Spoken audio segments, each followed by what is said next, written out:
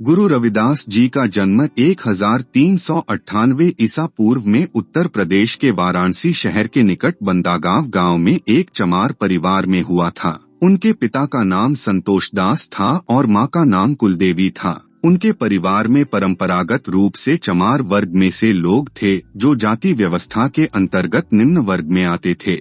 गुरु रविदास जी का बचपन बड़ा ही संघर्षपूर्ण था। वे बचपन से ही गरीबी और असमानता का अनुभव करते रहे थे। उनके घर की आर्थिक स्थिति बेहद कमजोर थी और उन्हें दुष्कर श्रम के लिए मजबूर होना पड़ता था। अपने बचपन में वे गोबर और कचरे इकट्ठा करने में लगे रहते थे। गुरु रविदास जी के परिवार का धर्म श्रीमद् भागवत था। उन्होंने बचपन से ही इस धर्म के उद्धार के लिए जीवन का समर्पण किया था।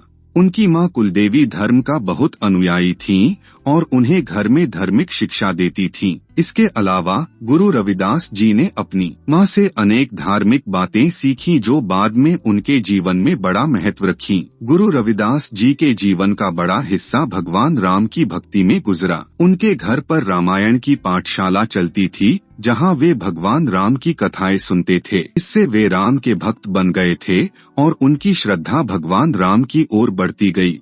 गुरु रविदास जी के बचपन के समय उन्हें अपनी जाति के लोगों के साथ काम करने के कारण अनेक समस्याएं भी उठानी पड़ी। वे अपने साथियों को असमानता के खिलाफ लड़ने के लिए प्रेरित करते थे। गुरु रविदास जी के बचपन का यह अनुभव उन्हें बाद में आर्थिक, सामाजिक और धार्मिक समस्याओं के समाधान के लिए उनके विचारों और कार्यकलापों को प्रेरित करने में मदद करता रहा। वे समाज में समानता, समझौता और प्रेम के संदेश को सफलतापूर्वक फैलाने के लिए अपना जीवन समर्पित कर दिया। गुरु रविदास जी के विचार धर्म, समाज और मानवता से जुड़े हुए थे। उन्होंने समाज में असमानता, भेदभाव, उत्पीड़न, उच्छृंखलता और अन्याय के खिलाफ लड़ाई लड़ी थी। गुरु रविदास जी के विचारों के मुख्य संदर्भों में श्रद्धा, सेवा, समानता, संयम, आदर्शों का पालन, प्रेम, एकता और समझौता शामिल होते हैं। वे सभी लोगों के साथ एक जैसे बराबर होने की मांग करते थे।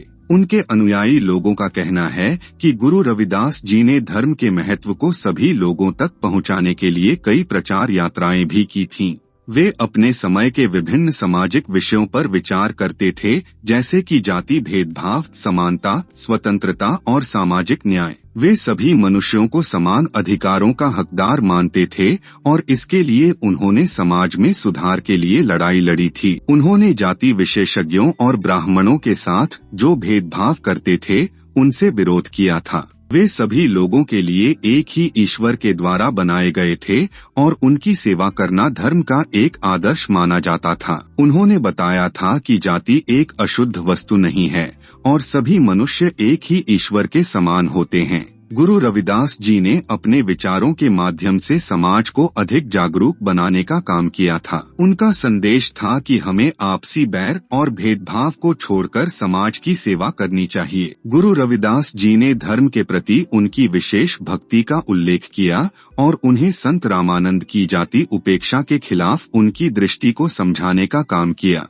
एक दिन रविदास जी को एक गुरु मिले जिन्होंने उन्हें संत माना और उन्हें संत मत का ज्ञान दिया। इसके बाद से रविदास जी ने अपना जीवन संतों के उपदेशों और धर्म के मार्ग पर चलने के लिए समर्पित कर दिया। गुरु रविदास जी ने अपने जीवन के बाद भी अपने उपदेशों और रचनाओं के माध्यम से अनेक लोगों को प्रेरित किया। उनकी रचनाओं का संग्रह आज भी उनकी स्मृति को सजीव रखता है।